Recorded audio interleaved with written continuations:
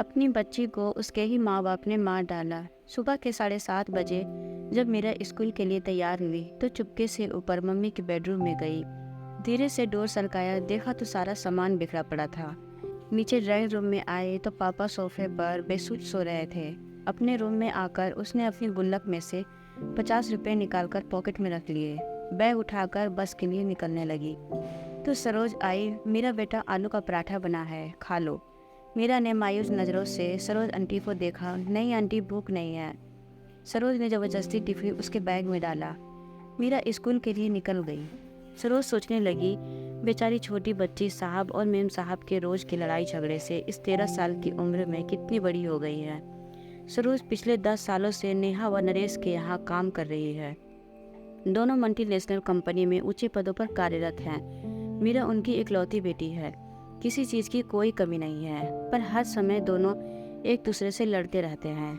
नरेश पिछले कुछ समय से नेहा से तलाक चाह रहा था और चाहता है मीरा की जिम्मेदारी नेहा उठाए, और नेहा मीरा की जिम्मेदारी नरेश को देने के साथ जायदाद में हिस्सा चाहती है। इस कारण दोनों लड़ते रहते हैं। बच्चे की जिम्मेदारी कोई नहीं लेना चाहता, इसलिए दोनों एक दूसरे के लिए अपशब्दों का इस्तेमाल करते रहे। बेचारी मीरा स्कूल से घर आकर अपने कमरे में दुबक जाती है। केवल सरोज आंटी से ही बात करती है। रोज़ की तरह नेहा और नरेश ने नाश्ता अपने अपने कमरे में किया और ऑफिस के लिए निकल गए। करीब 12 बजे स्कूल से कॉल आया कि जल्दी हॉस्पिटल पहुंचो, मीरा को चोट आई है। हॉस्पिटल पहुंचकर पता चला कि मीरा बहुत ऊपर से सीढ़ियों से गिर गई है। आईसीयू में रखा गया था। ऑपरेशन की तैयारी हो रही थी। सिर में बहुत गहरी चोट आई थी। ऑपरेशन शुरू हुआ पर जिंदगी मौत से हार गई। नेहा और नरेश स्तब्ध रह गए। उन्हें ऐसा झटका लगा था कि अपनी सुध-बुध ही खो बैठे थे। मीरा की दादी भी आ गई थी। बेटा बहू को देखकर नफरत से मुंह फेर लिया। पूछताछ हुई। टीचर, स्टूडेंट सभी के बयान लिए गए। यही पता चला कि बैलेंस बिगड़ने से नीचे गिर गई। 13वां निपटने के बाद नरेश ने अपनी माँ को रोकना चाहा, पर उन्होंने आंखों में आंसू भरकर कहा, तुम दोनों खूनी हो, तुम्हारी जिद मेरी पोती को खा गई। मैं उसे अपने साथ ले जाना चाहती थी, पर तुम दोनों ने उसे अपने अहम का मोहरा बनाकर उसकी जान ले ली। माँ चली गई। सरोज तब से सदमे में थी। फिर उसने जैसे तैसे होश संभाला।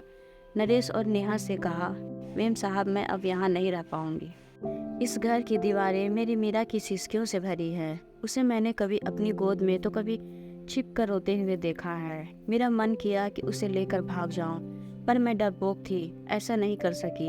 अगर चली जाती तो शायद आज वो जिंदा होती। नरेश और नेहा के पास अब शायद कहने को कुछ नहीं था। जैसे जैसे दिन बीत रहे थे, उनका लड़ाई झगड़ा एक अजीब सी वर्ग में तब्दील हो चुका था। उनकी सारी भावनाएं अंदर ही अंदर एक खामोशी इख्तियार कर चुकी थी। संडे का दिन था। बड़ी मुश्किल से नेहा ने मीरा के रूम में जाने की हिम्मत जुटाई थी। महीनों तक दोनों उसके कमरे में कदम नहीं रखते थे। कैसे माँ बाप थे वो दोनों। उसका रूम, उसका बेड, तकिया, उसकी किताबें, उसकी पेंसिल, पेन, स्कूल बैग सब वैसे ही रखा था। अलमारी खोली तो उसके कपड़े नीचे गिर पड़े। उसका हल्का ब्लू नाइट सूट जिसे वो अक्सर पहना करती थी। नेहा रोते हुए उसमें से सामान निकालने लगी। तभी उसके हाथ एक ब्लू कलर की डायरी लगी। उसने कांपते हाथों से उसे खोला। आगे के कुछ पेज फटे हुए थे। पेज दर पेज टूटे दिल की दास्तान छोटे छोटे टुकड़ों में दर्ज थी। मम्मी पापा, मैं आपको डियर नहीं लिखूंगी, क्योंकि डियर का मीनिंग प्यारा होता है। पापा, आप मम्मी को कहते हो कि तुम्हारी बेटी, और मम्मी आप पापा को कहते हो तुम्हारी बेटी। आप दोनों ये क्यों नहीं कहते कि हमारी बेटी। अगले पेज पर था, पता है, जब मैं मामा जी के घर जाती हूँ, मामा मामी मुझे बहुत प्यार करते हैं। मामी अनु को जब प्यार से मेरा बच्चा कहती है तो मुझे लगता है कि मैं प्यारी बच्ची नहीं हूँ। मामा, मैं तो आपका सारा कहना मानती हूँ, फिर भी आपने मुझे कभी मेरा बच्चा नहीं कहा। एक पेज पर लिखा था, मम्मी, मैं जब बुआ के घर जाती हूँ तो बुआ भी मुझे बहुत प्यार करती है, पर खाना हमेशा नक्श की पसंद का बनाती है। मम्मा, मुझे राजमा बहुत पसंद है। मैंने आपको बनाने को कहा था, पर आपने कहा था मुझे परेशान मत करो, जो खाना है सरोज आंटी को बोला करो, वो बना देगी। मम्मा, मैंने राजमा खाना छोड़ दिया, अब अच्छा नहीं लगता। पापा, मुझे आपके चिल्लाने से बहुत डर लगता है। पापा, मैं आपके साथ आइसक्रीम खाने जाना चाहती हूँ। आप कहते हैं कि आपके पास फालतू चीज़ों के लिए टाइम नहीं है। पापा जब चीनू मासी और मौसा जी मुझे और विपुल को आइसक्रीम खिलाने ले जाते हैं तो वो कभी ऐसा नहीं कहते। पता है मम्मी, मैं अपने घर से दूर जाना चाहती हूँ, जहाँ मुझे यह ना सुनाई दे कि मीरा को मैं नहीं रखूँगी, जहाँ पापा की चिल्लाने की आवाज़ ना सुनाई दे। पापा, अगर मैं बड़ी होती तो मैं आप दोनों को कभी परेशान नहीं करती, मैं खुद ही चली जाती। मैं आप दोनों से बहुत प्यार करती हूँ, आप दोनों मुझे प्यार क्यों नहीं करते। एक पेज पर था, I love you Saroj aunty, मुझे प्यार करने के लिए। मुझे डर लगता है अपने पास सुलाने के लिए, मेरी हर बात सुनने के लिए। अंतिम पेज पर था, दादी आई लव यू, आप मुझे यहाँ से ले जाओ, आई प्रॉमिस कभी तंग नहीं करूँगी। नेहा डायरी को सीने से लगाकर जोर जोर से रो पड़ी। नरेश भी उसके रोने की आवाज़ सुनकर आ गया था। नेहा ने डायरी उसे पकड़ा दी। पेज दर पेज पलटते हुए उसके चेहरे के भाव बदलते जा रहे थे। वह खुद को संभाल नहीं पाया, जमीन पर बैठ गया। नेहा रोते हुए बोली, नरेश पता है वो एक्सीडेंट नहीं, आत्महत्या थी, सुसाइड था। जिस रिश्ते को हम बोझ समझते थे, हमारी मीरा ने उससे हमें आज़ाद कर दिया।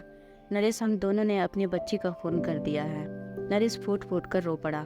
ये कहानी हर उस घर की है जहाँ माँ बाप बच्चों के सामने लड़ते हैं या घर टूट कर बिखरते हैं, और उन टूटते रिश्तों का सबसे बड़ा खामियाजा बच्चे भरते हैं।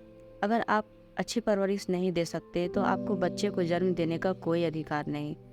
अच्छी परवरिश का मतलब रुपये, पैसे, सुख सुविधाओं का होना नहीं है। इसका मतलब है कि आप बच्चे को जब ज़रूरत है उसके कितने करीब हैं। माँ बाप अपने बच्चों के प्रति इतने निर्दयी कैसे हो सकते हैं? इसके बारे में आप सभी के क्या विचार हैं, कमेंट करके ज़रूर बताना। मैं आप सभी के विचार कमेंट में जानने के इंतज़ार करूँगी। कहानी अच्छी लगी हो तो वीडियो को लाइक और शेयर ज़रूर कीजिएगा, और अच्छी कहानी सुनने के लिए हमारे चैनल को सब्सक्राइब ज़रूर कीजिएगा।